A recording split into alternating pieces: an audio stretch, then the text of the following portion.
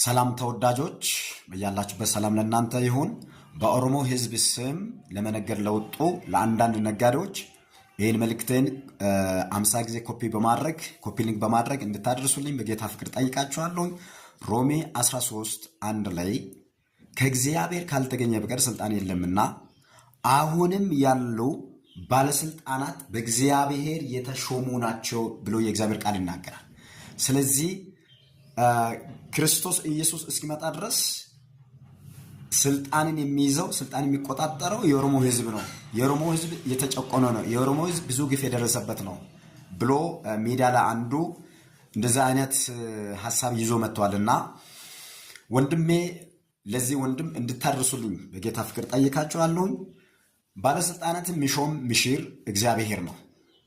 ስለዚህ ከእግዚአብሔር ካልተገኘ በቀር ስልጣን እንደሌለ መጽሐፍ ቅዱስ የምናገረውን እውነት በእጅ ያለው መጽሐፍ የምናገረው እውነት የምታውቅ አይመስለኝም። ስለዚህ እንደዛ አይነት የሚባል አማርኛ የለም። ሌላው ብሔር ከአፈር የተሰራ የኦሮሞ ብሔር ደግሞ ከወርቅ ከዳይመንድ የተሰራ ከብረት የተሰራ አድርገህ እኮ እንደዛ አይነት ነገር አመጣው። ኖ እንደዛ አይነት ቀልድ አቁም። ፖለቲካ ከሆነ ወደ ፖለቲካ ውስጥ ገብተህ የፖለቲካን ጨዋታ ተጫወት። እንደዛ አይነት ጨዋታ እግዚአብሔር አይወድም። ለዝና ከሆነ ለገንዘብ ከሆነ ኦኬ።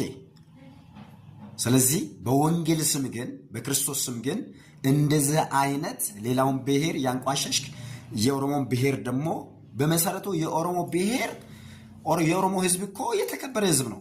ማንም የኢትዮጵያ ሕዝብ በየትኛውም ክልል ጫፍ ያለው ያውቃል፣ በሚገባ ይረዳል፣ እያንዳንዱ ነገር ይረዳል።